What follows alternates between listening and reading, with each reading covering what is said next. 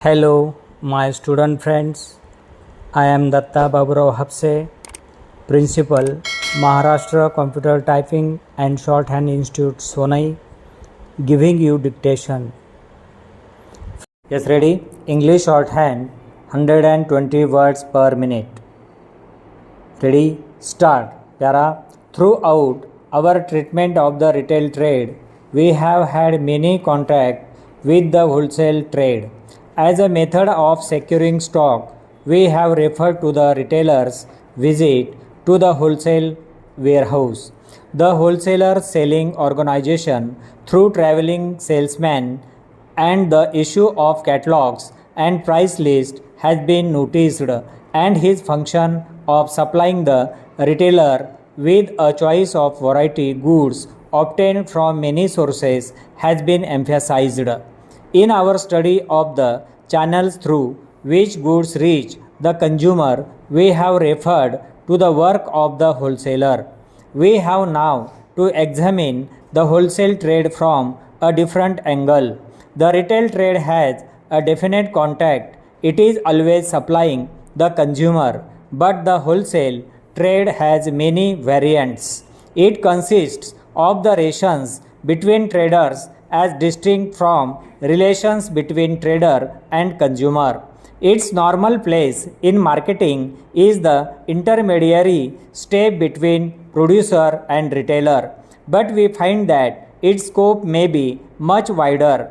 For example, one wholesale organization may deal not with the retailer but with other wholesalers. Normally, the wholesale trade operates through a warehouse and has developed from the time that production ceased to restrict itself to making against orders and extended its sphere to making in the hopes of selling in anticipation of demand.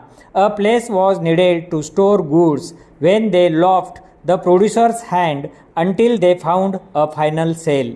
The rise of the warehouse enabled production to be effected on a large scale with the consequent benefits of large scale production, not the least important of which was the cheapening of the cost per unit. Because of the magnitude of his undertaking, the wholesaler has become in most cases a specialist in his particular branch of trade, although the larger organization deal in many classes of commodities. The wholesaler normally steps in between the producer and the retailer. He purchases the stock of the producer and relieves him of the anxiety of finding a market. He enables the producer to concentrate on his main function, the making of goods. He is then more than a middleman who merely adds his profit to the price of the goods. He is doing what the producer would have to do at a cost. He takes charge of the goods until he can find a purchaser. Manufacturers need capital to engage in production. The wholesalers keep them supplied by taking their manufacturers off their hands and paying for them at once or within a very short period.